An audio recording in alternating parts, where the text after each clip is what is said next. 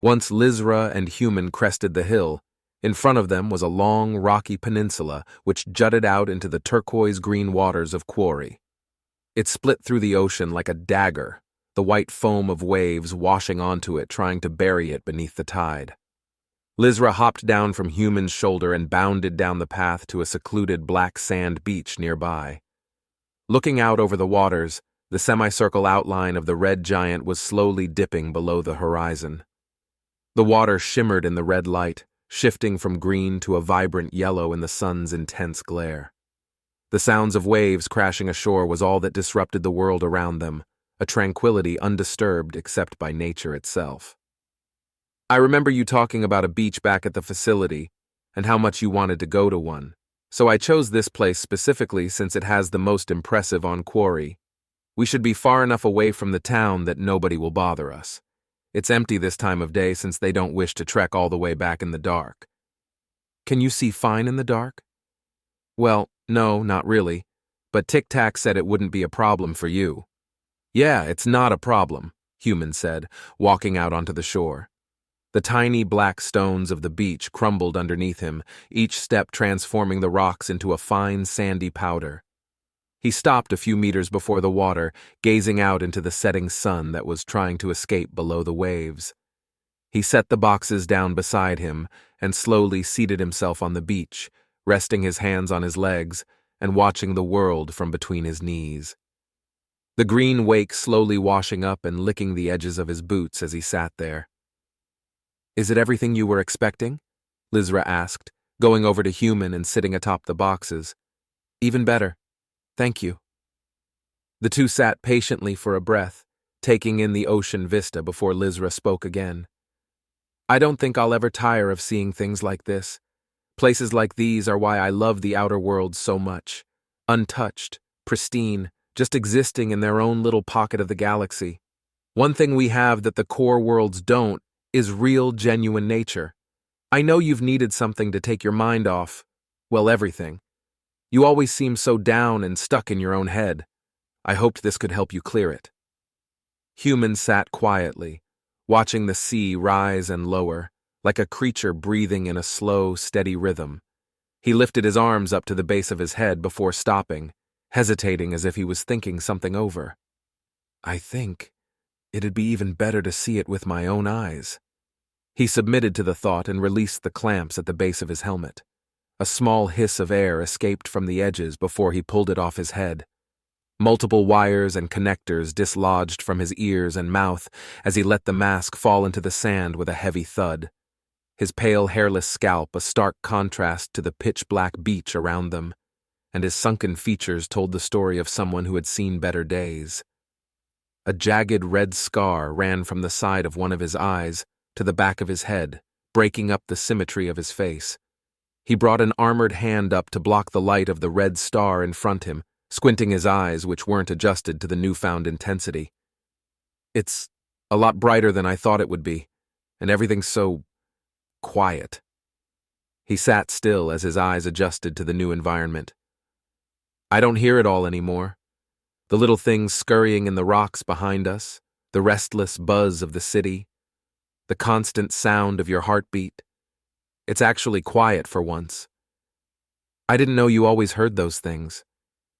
You get used to it if it's all you've ever known. This feels so strange, like losing one of your senses you've had since birth. Is this how it is for you? Only in places like this, away from it all, Lizra said, curling up into a little ball, enjoying the serenity of the occasion and the sun on her speckled fur. It's nice. You were right. It's different to actually feel the heat of a star on your own skin. The pair didn't say anything for a long while, taking in and appreciating the peacefulness of the moment that they were sharing. The sun was nearly set by then. Great crimson beams of light broke through the gaps of the orange clouds above, setting the sky ablaze. Lizra finally broke the silence between them. I forgive you, you know. You don't have to feel bad for what you did.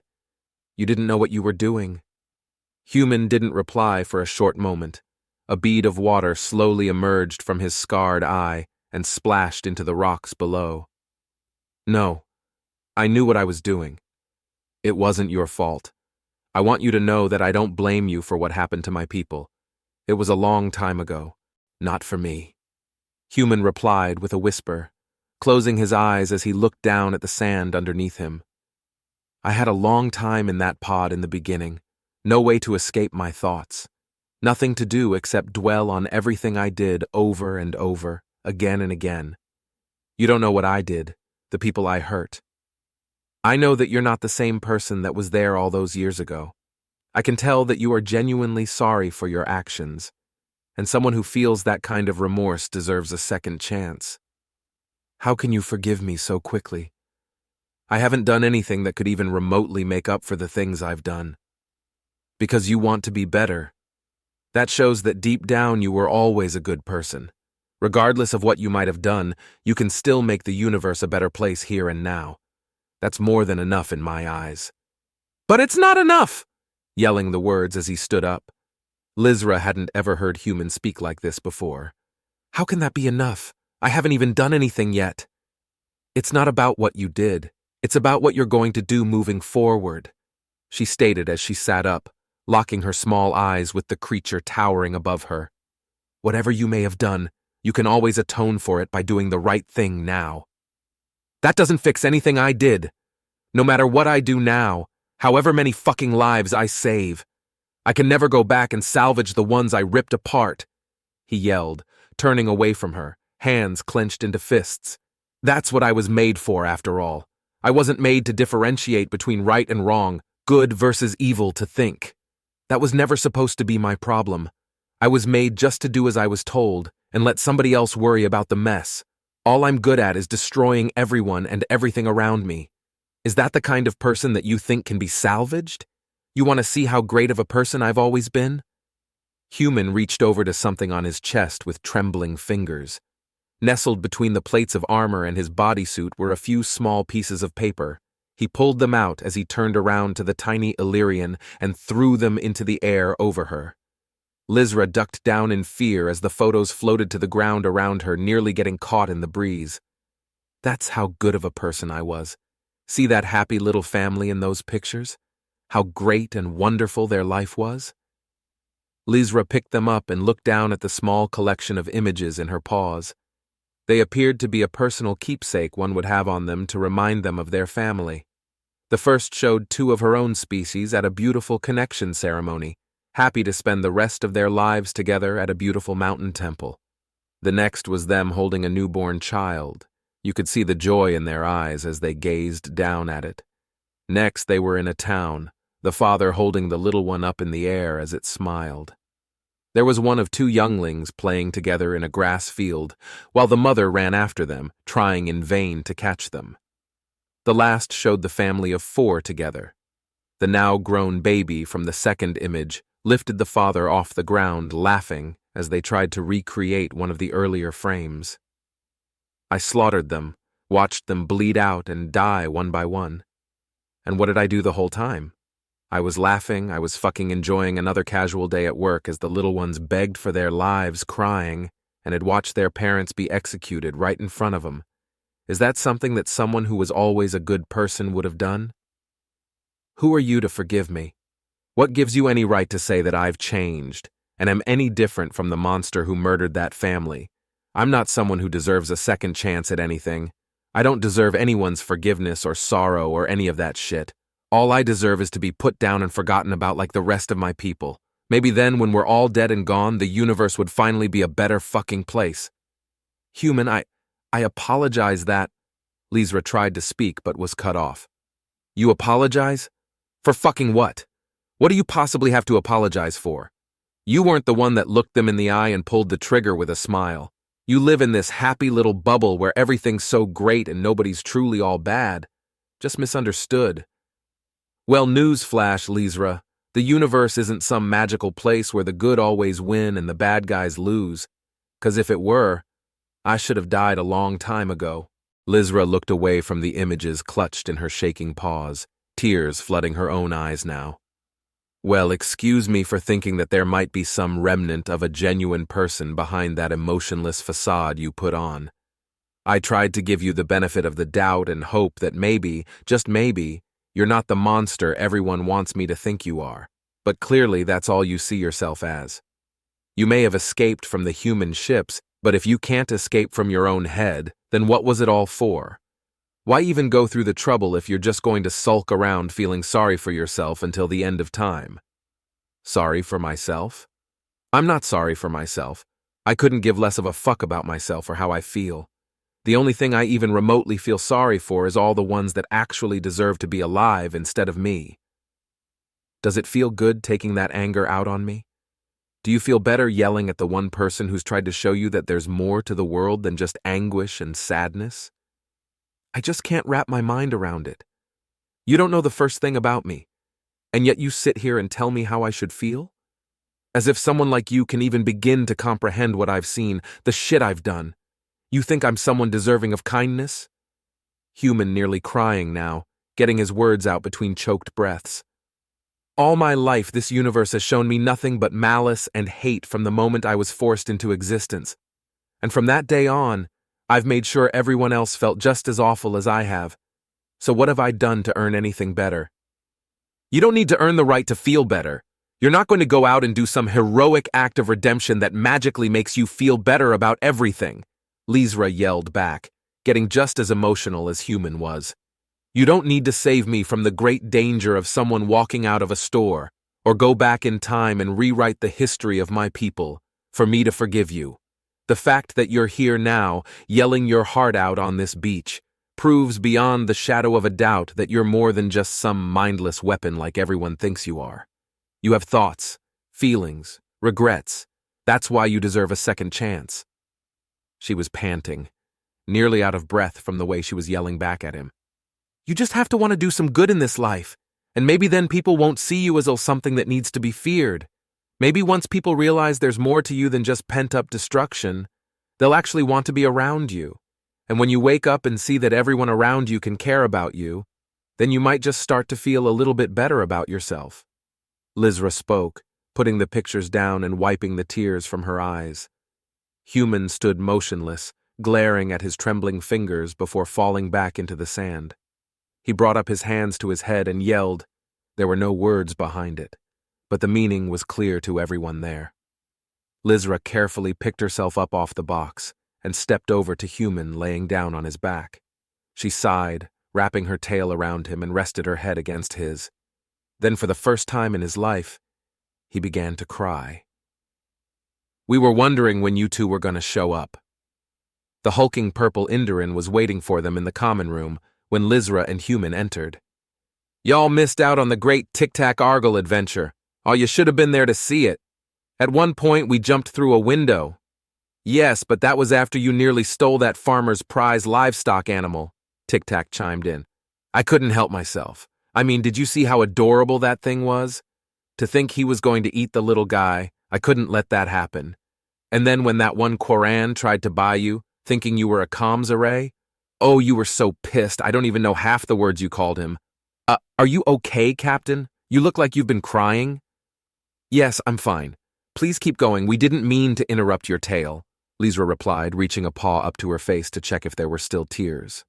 Well, it wasn't that awesome. You just had to have been there sort of thing, Argal said, calming back down. We got everything you requested, Captain, along with a few additional items that Zate had inquired about. All is safely aboard the ship in Bay 2 if you would like to inspect any of it, reported Tic-Tac. No, I trust you two. I'm sure it's everything we needed. I think I'm going to retire early tonight. We can leave first thing in the morning. The OF is expecting us back by now after I gave them the last update. If you need me, you know where to find me. The small Illyrian went into her room and quietly shut the door behind her, leaving the three others alone in the common room. Is everything all right with Lizra? You didn't run into any trouble out there, did you, Human? Inquired Argal. No, nobody bothered us.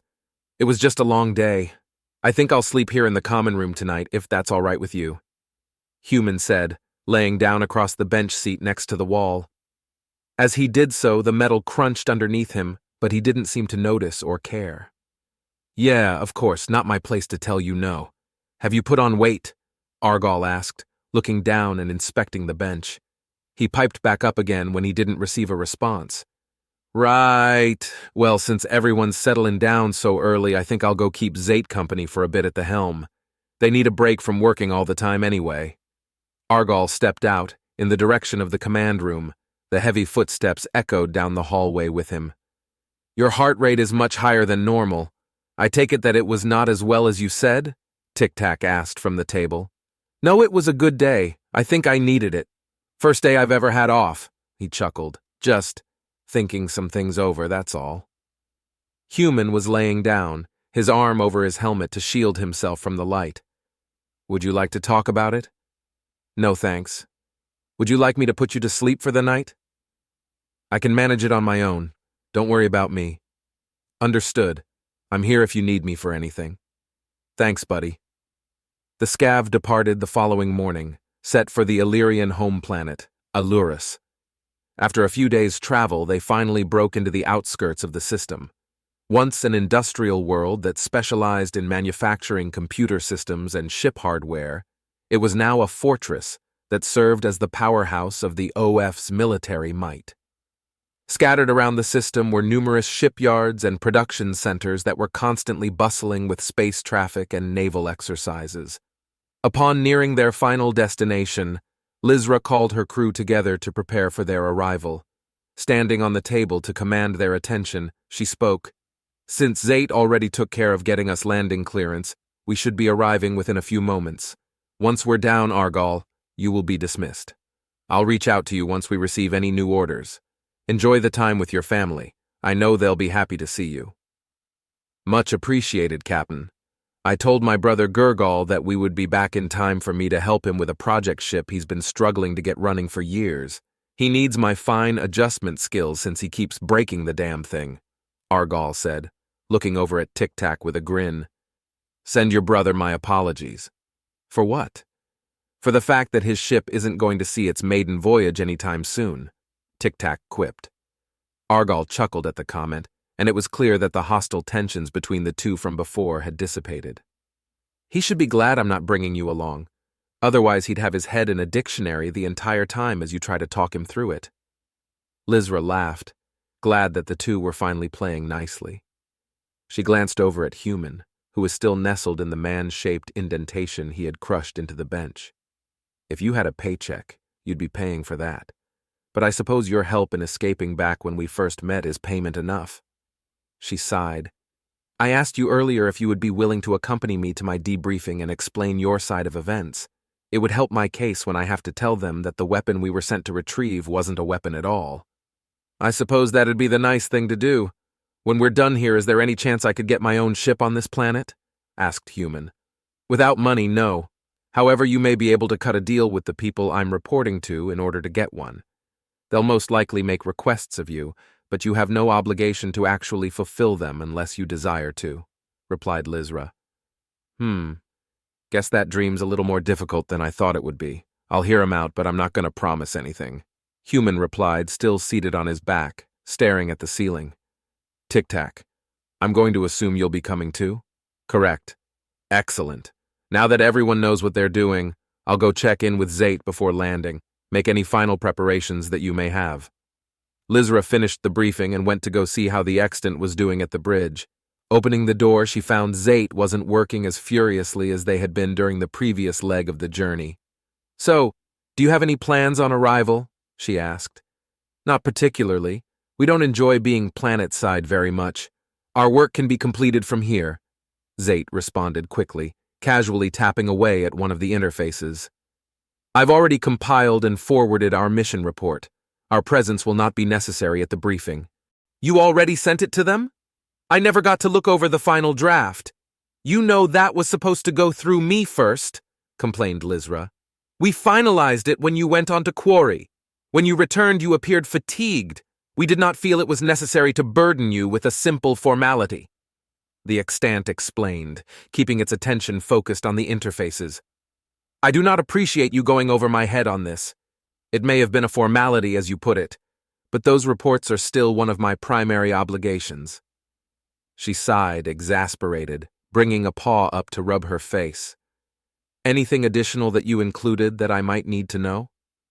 Nothing that we have not already briefed you on. All right then. Well, enjoy yourself while we're gone and keep the scav in good shape. Is there anything that you'd like me to bring back for you?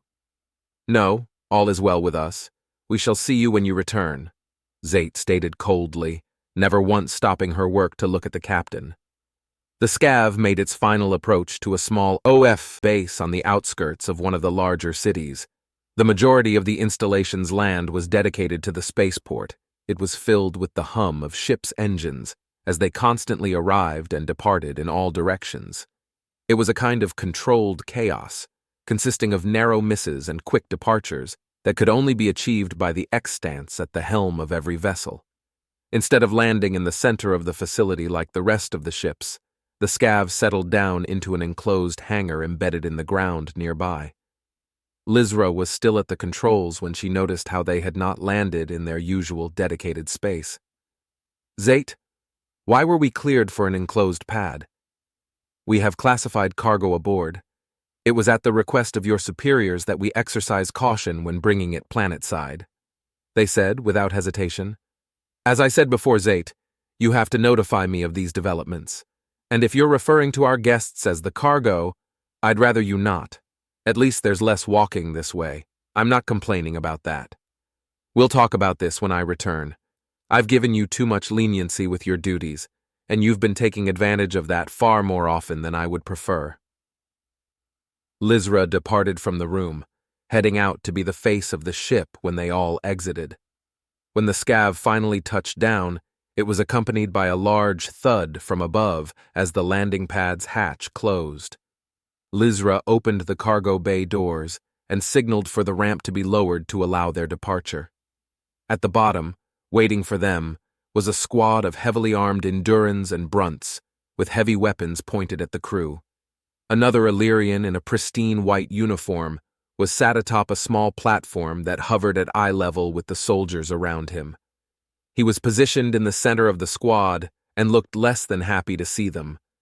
The one on the left sees him. Isolate the remainder of the crew and search the ship.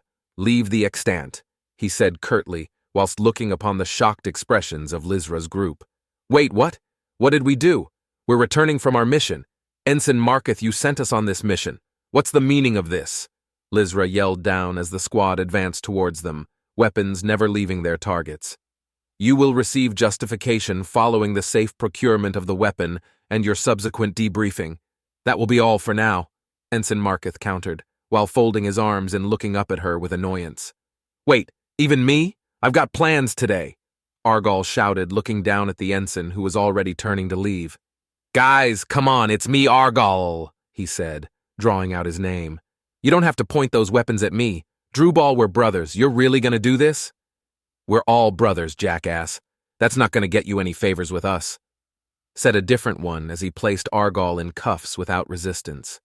Human stood there quietly looking down at the measly security squad in front of him, his intentions unclear as he analyzed the situation. He seemed to make up his mind and was getting ready to move, but before he took any drastic actions, Lizra quickly clambered up his leg and onto his shoulder, throwing her paws in the air.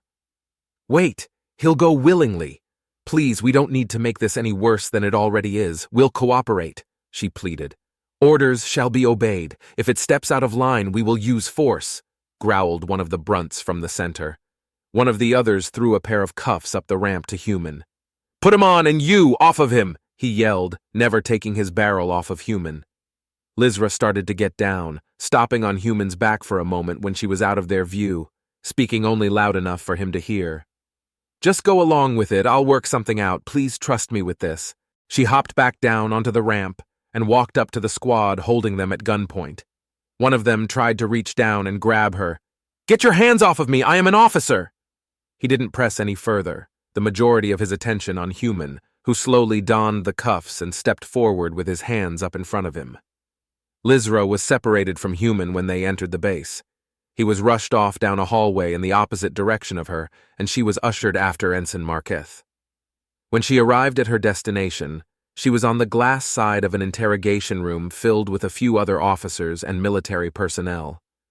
The opposite side of the glass sat a blank metal-lined room with a heavy door and a single bench in the center. You're dismissed, Prior. We'll take her from here. Ensign Marketh barked at the brunt, then looked over at Lizra. You will aid us in the interrogation if requested, and will remain silent unless prompted to speak. We will discuss your own actions once we're finished here. Ensign, you don't understand, huh? The only thing I wish to hear you say from this point onward is yes, Ensign. Am I understood? Yes, Ensign. Good. Commander, we will have the subject here momentarily. Are there any questions that the board has for Captain Lizra at this time? Marketh said, looking at the most senior officer in the room. No. They have read the report. I will be acting on the board's behalf for these proceedings, replied an aging Illyrian with silver and orange fur. His white uniform was weighted down from the large rack of ribbons and medals that adorned his shoulders. Remember, Ensign, it currently believes that the rest of its species is dead. We have isolated all of the information regarding this case in a severed computer system to prevent its AI from accessing it. We cannot allow it to realize its species may in fact still be alive. Keep that in mind during the questioning. Of course, sir, Marketh acknowledged. After what seemed like an eternity, Human was finally escorted into the room opposite them, the black box of tic-tac still fixed to his back. A voice came over the intercom on Lizra's side of the room. Sir, we were unable to separate it from its computer system or remove any of the equipment. Handing it over to you now. Once the voice went away, Human sat down on the metal bench in the center of the room, once again denting it as he sat. But it seemed this time around he made it a point to do so. Commander, permission to commence questioning, inquired Marketh. Proceed. This is Ensign Marketh of the Outer Front. Are you able to understand me? Human sat quietly, his orange visor fixated on the glass. I will repeat the question. Do you... Yes. The room of officers had no reaction to Human's voice. They must have understood what he said. Lizra guessed that Zate had already sent the translation of Human's language with the report. She couldn't believe that they had gone behind her back and orchestrated this without telling her. She stared through the glass at Human, hoping he wasn't thinking of doing anything that might put him in danger. State your name for the record, Marketh said, starting up again. Human. Do you know why we are holding you here today, Human? No. On the display in front of you are images depicting a species that resembles you. Are you a member of the group in the picture? Lizra looked at the interface monitor on their side of the room and recognized the images as showed up one after another. They were the ones from the files that Zate had given her, these showing a group of humans killing her people in that ancient Illyrian town. No. You share the exact same appearance as the species in these images. Is this your species that you see in the pictures before you? Yes. Other than you, are there any more of your species that currently reside in the galaxy at this moment? No. Are you now, or have you ever been, affiliated with the Corps or any of its past military operations? No. Do you have connections to any currently living creatures outside of the ship that brought you here today? No. You will remain here until you answer the questions truthfully and completely. We expect more than single-word answers. Am I understood? Marketh stated. Human stood up, looking directly at the officers through the glass. I remain here, because that's what I choose to do. You remain alive for that same reason. Am I understood?